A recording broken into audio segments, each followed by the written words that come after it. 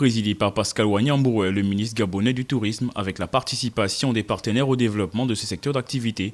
Des échanges autour du tourisme au Gabon ont constitué le menu de cette séance de travail d'une semaine.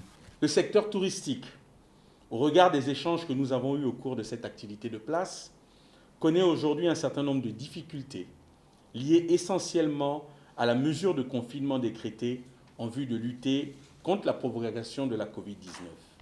Dans la perspective d'envisager un retour progressif de l'activité, nous avons au cours de ce séminaire fait le point sur un éventail de stratégies d'accompagnement, de la réouverture de l'existant aux fins de stopper l'hémorragie qui, de jour en jour, fait agoniser l'activité touristique.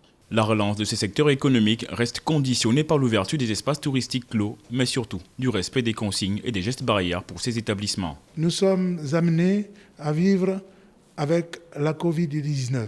Et qui dit vivre avec la Covid-19, c'est utiliser et mettre en exergue l'ensemble des mesures d'hygiène qui devraient être obligatoires, notamment dans ces espaces-là. De nombreuses familles sont impactées par la fermeture des espaces touristiques qui, selon Jocelyne Alachko, président du club tourisme de Libreville, sont prêts à la réouverture ou à bénéficier des mesures d'assouplissement. Nous avons nous-mêmes mis en place le protocole sanitaire avec le ministère et donc on est tout à fait prêt à l'appliquer. Aujourd'hui, il ne reste plus que l'autorisation du gouvernement à ouvrir nos établissements.